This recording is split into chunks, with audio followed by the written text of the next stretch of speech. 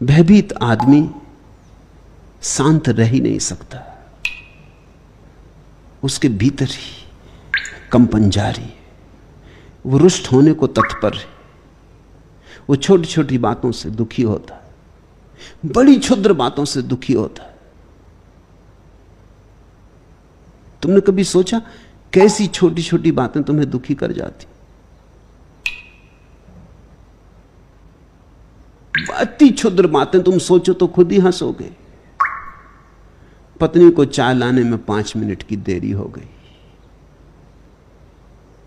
कि बस तुम रुष्ट हो गए, और ऐसे रुष्ट हो गए कि शायद रोज दिन भर रहे। लोग कहते हैं बिस्तर के गलत कोने से उतर गए, गलत से भी उतर गए हो तो उतर गए, खत्म हुआ, मगर अब दिन भर वो जो बिस्तर के गलत कोने से उतर गए हैं वो दिन भर पीछा कर रहा है। किसी आदमी ने नमस्कार न किया कि दिन भर छाया की तरह कांटा चुभता रहता। कोई आदमी देख के हंस दिया, रुष्ट हो गए। ऐसे छुई मुई, ऐसे दीन होकर संभव नहीं है कि तुम कभी आत्मवान हो सको। जरा देखो भी तो किन बातों पर रुष्ट हो रहे हैं। इन बातों में कुछ सार भी है। अगर तुम गौर से देखोगे तो 100 में से 99 तो तुम असार पाओगे जिनमें रुष्ट होने का कोई कारण नहीं, और एक जो तुम सार की पाओगे उसके साथ तुम पाओगे कि अगर तुम रुष्ट हो जाओ तो बिगड़ जाएगी बात। वो जो सार की बात है अगर रुष्ट न हुए तो ही संभल पाएगी।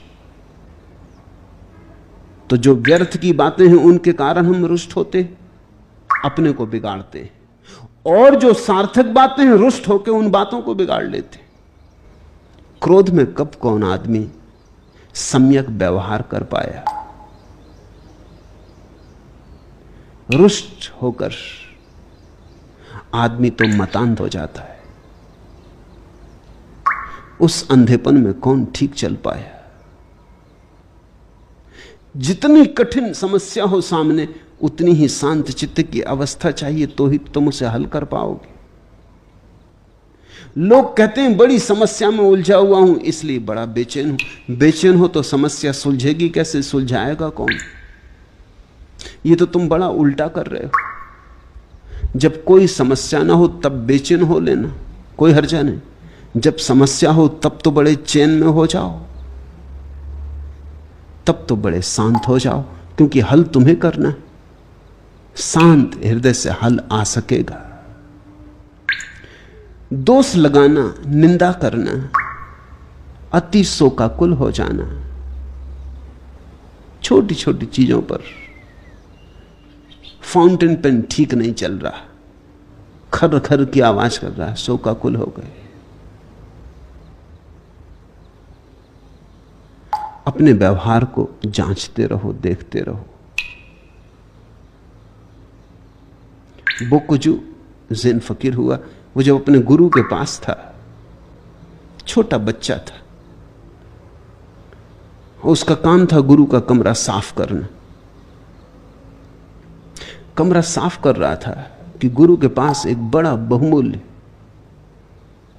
मूर्ति थी, बड़ी बहुमूल्य मूर्ति थी बुद्ध की। वो गिर गई, वो चकनाचूर हो गई। वो बहुत घबराया। गुरु को उस मूर्ति से बड़ा लगाव है। वो रोज 2 फूल उस मूर्ति के चरणों में चढ़ा जाते, और सदियों पुरानी मूर्ति है। गुरु के पास थी और गुरु के पास थी, और पीढ़ी दर पीढ़ी वसीयत की तरह मिली है। ये क्या हो गया? वो घबरा ही रहा था कि तभी गुरु कमरे में आ गया। तो उसने मूर्ति अपने दोनों हाथों के पीछे छिपा ली, और उसने गुरु से कहा एक बात पूछनी, जब कोई आदमी मरता है तो क्यों मरता है? तो उसके गुरु ने कहा उसका समय आ गया। तो उसने कहा कि यह आपकी मूर्ति का समय आ गया।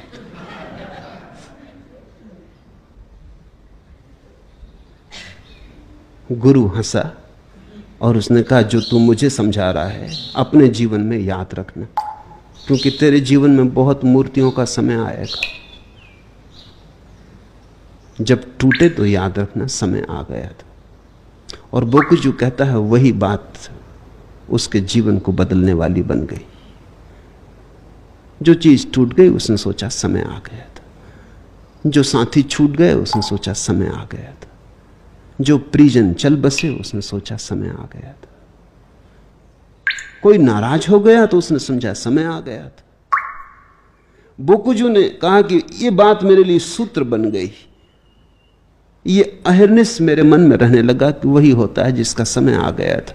धीरे धीरे धीरे कोई भी चीज फिर शोकाकुल ना करती।